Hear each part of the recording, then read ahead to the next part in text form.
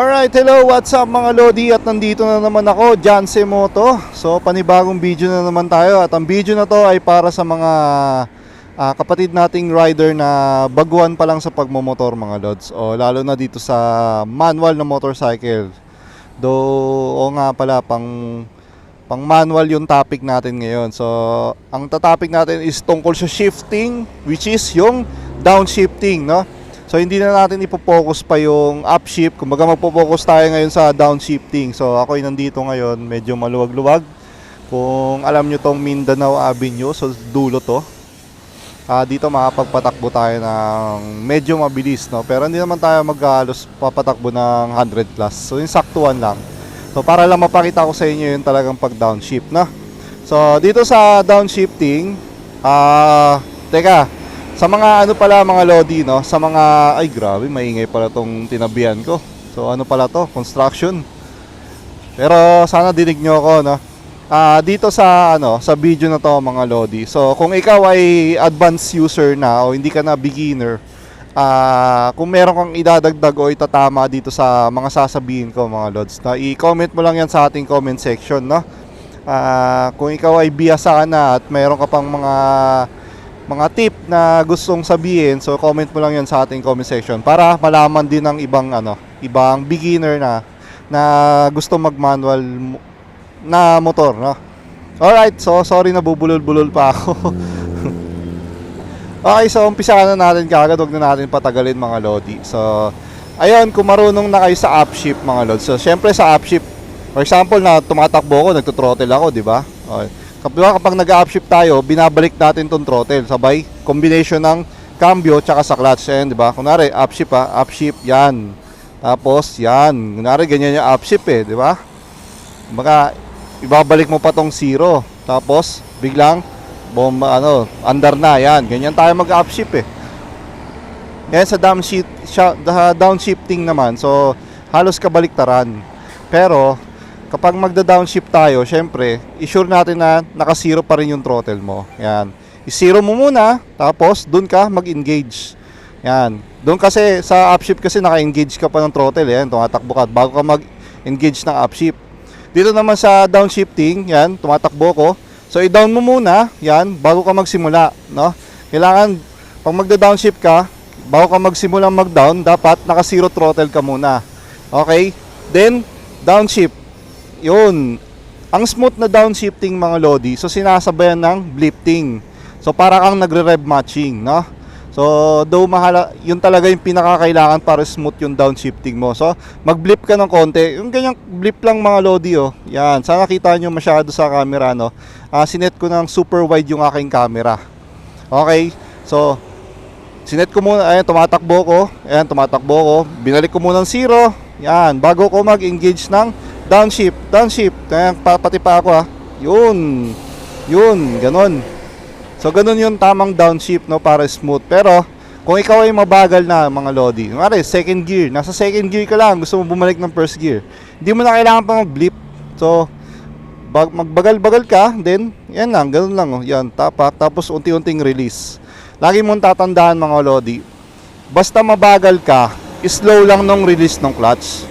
Pati nga sa di ba, sa take off mo, di ba, habang mabagal ka pa lang papunta kang second gear, slow release pa rin ng clutch nun, no?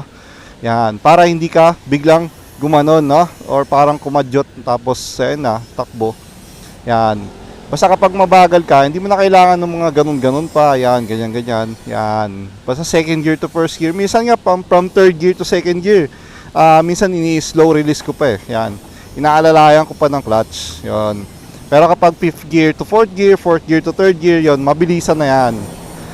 Grabe, labasan na ng mga truck ata. Nasabayan pa ako mga Lods. So, next naman is dapat meron kayong tinatawag na yung meron kang reference. Okay mga Lods. So, ito yung alam mo yung kabisado mo na yung takbuhan mo. Kabisado mo yung bawat gear mo. For example, sa akin, ang bawat gear ko. First gear ko, 0 to 30. Yan. Second gear ko is safe ko is 25 to 50, 55 bata, yan. Third gear ko is naglalaro ng 50, minsan 45 to 85, yan, pinaka-max ko 85. Then yung fourth gear ko is 80 to 110. Yan, basta yung fifth gear, ayun na, pang top speed na kasi yung fifth gear. So, bakit kailangan natin yung reference? So, pagmasdan nyo rin yung RPM nyo, no? Kung saan umabot yung pinaka-max nyo, sabihin natin 9,000 RPM. Sabihin natin yun na yung safe na max nyo, no? Sabihin natin yung third gear ko, nung pumasok ako, from 50, tapos yung max ko, pagdating ng 9,000 RPM, so ang max na takbo ko dito, is 85, no? 85. So, meron akong 9,000 RPM nun. So, yun yung max ko. Ngayon, tumatakbo ko fourth gear from 100. Tumatakbo ko 100. Pumatong na ng 80 yung speed ko. So, safe na bang lumipat ako ng third gear? So, hindi pa, loads. Kasi, yung max mo nung third gear mo, sabihin natin max ko nung third gear ko is 85. Then, yun nga, from fourth gear, naka-80 na ako. Paglipat ko nun, mga loads, yung RPM ko, itong kamay na to, itong pula na guhit na yan, so bigla yan pupunta rito sa 9,000 RPM. Ibig sabihin nun, biglang magwawala yung makina ko. So, ipapakita ko sa inyo yan mamaya, no? So, yun yung kailangan mo ng reference. So, ano ba yung mas safe doon, loads? So, from 55 to 85, siguro safe na yung 65 to 70. So, nasa gitna nung nung takbo mo dun sa isang gear. Ngayon, second gear ko, no? Second gear ko is naglalaro ng 25 to 55. So, pag magpapalit ako from third gear to second gear, ilalagay ko siya sa takbong 35. So, kapag ramdam ko na nasa 35 na, so, minsan tumitingin din kasi ako dito sa akin dashboard, na pag nakita ko na nasa 30 plus na, so, doon ko na nililipat. So, nagre-rev matching na ako doon o downshifting, gano'n. Pero kung ayaw mo naman mag-blip o hindi ka gagamit ng downshift, so bawasan mo pa yung speed mo. So para hindi ka kumadyot. Kasi pag kumadyot yan, masama yun, loads. So nakakasama rin sa makina yung nabibigla yung yung engine. So unang dyan is yung engine sprocket mo, luluwag-luwag yan. Tapos yung kadena, so yun din yung isa sa dahilan kung bakit sobrang palaging lumuluwag yung kadena mo, no? Minsan wala yan sa original yan or ganyan. Tapos nagtataka ka, original na yung nabili mo, tapos panay luwag pa rin. So minsan nasa driving habit natin yan, no? Kung sabihin natin nasanay ka ng ganun, so yun, magkakaroon ka ng problema in the future. Kaya kailangan, habang maaga pa mga loads, matutunan nyo yung ganito, yung tamang downshifting o yung smooth na pag-downshift, yung rev matching. So game. Ayun, mag-aano muna tayo mga lodi. Ilalagay ko kaagad sa hindi ko muna ilalagay sa tamang yung reference ko dito sa gear ko. Hindi ko muna ilalagay 'yon. Basta ilalagay ko muna kaagad sa fourth gear. Ipapakita ko sa inyo kung paano ako nagda-downshift na using rev matching, no? So, busin lang natin yung mga paparating na sasakyan. Pwede na. Nasa inner lane naman sila eh. Second gear ako third gear, fourth gear. So, bawas tayo, bawas. So, fourth gear to third gear, ayun na, pwede na, yun. Third gear to second gear, bawas. Yun, okay, nakuha nyo. So, U-turn tayo mga loads. Alright. So, doon naman sa kabila. So kayo matakot na mag-blip kahit nasa second gear na kayo. Pag naka full clutch kayo, blip kayo ng blip. Ganyan blip, blip, then yun. Second gear, third gear. Ayan, ipapasok ko na to fourth gear. Fourth gear. Tapos fifth gear. Ayan, downshift ako. Ayan, siniro ko muna downshift. Yun, downshift. Downshift ako ulit. Downshift. Tapos downshift ako ulit. Yun. Okay. So isa pa. Yan, third gear ako ulit. Tapos fourth gear. Lalagay ko muna sa mga higher gear ko. Fifth gear na ako. Yan, downshift ako. Kamay, tingin. Yun. Isa pa, downshift. Yun. Practicein nyo muna ng kayo. Yung ilagay nyo kagad sa higher gear. Yun. Papansin nyo yan.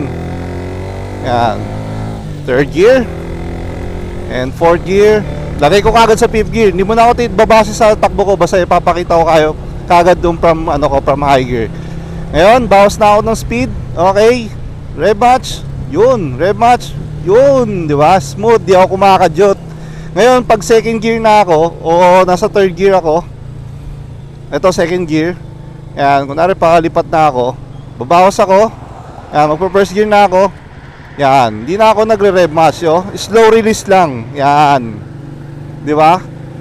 Yun lang, slow release. Basta tatandaan nyo kapag mabagal na yung takbo nyo, tapos pag magbabawas kayo, slow release ng clutch. So, malaking tulong yun. Okay? Okay. So, tayo dun sa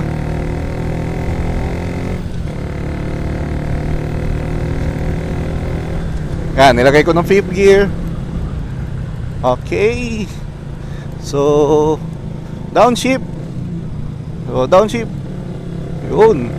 Pero pag mastan nyo mga lodi pwede rin kayo mag-slow release tong clutch eh. So, walang problema yon. Pag nag-aalangan kayo, yon, pwede nyo slow release tong clutch. Yan. Balik tayo sa kabila, mga lodi bells.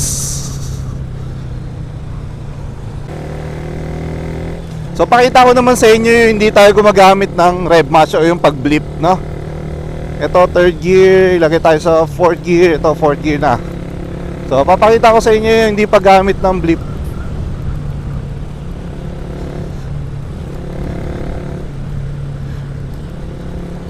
So yan. Hintayin natin mag 40. Yan. Para sabihin natin safe. Yan o. Fourth gear to third gear. Yun o, kumakadyot. Third gear to second gear. Yun, kumakadyot guys. So yun. So para akong gumaganon. Yan. Ulitin ko hindi ako gagamit ng pag-blip. Okay, third gear. Fourth gear. Yan.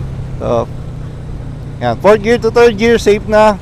Yun kumakadyot ako mga idol. So hindi ako gumagamit ng blip Yun yun. So yun din yung kahalagahan ng paggamit ng rev match o yung blip, mga idolo.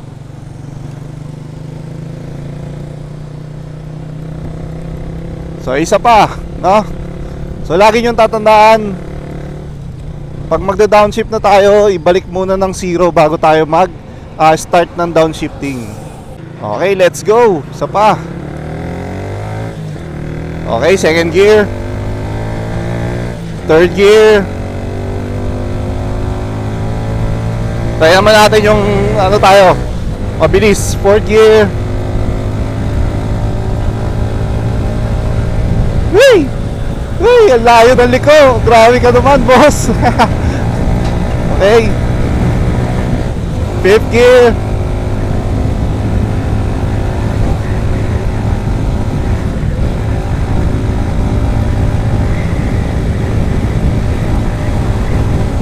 So, babagal na ako. So, pasok akong 4th gear. Yun. Pasok 3rd gear.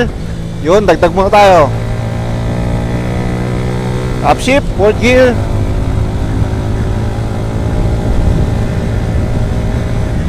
Okay, bawas. Down to 3rd. Yun, di ba? Smooth.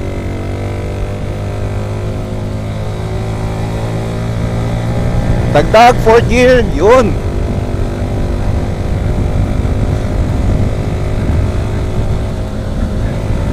Okay, lagay tayo 5th gear. Then, bawas na. U-turn tayo. Then, rev match. Then, rev match. Yun. So, paano pa ganyan? So, alalay lang ng alalay lang ng clutch. Then, throttle. Yun. Pag pwede na, release ng clutch. So, yun. Okay, di ba? So, yun. Basic lang, di ba? Yun lang. Kung hindi pa kayo masyadong sanay, practice lang muna, no? Then, ayun nga, mas maganda na habang maaga pa pinapractice nyo na tong pag-blip sa downshifting o yung tinatawag natin na nire-rev match nyo, no? Yung rev match talaga ginagamit talaga yan sa sa downshifting. Kaya ayun, kaya masanay na kayo mga idolo. At dito muna tayo. Okay, then balik first.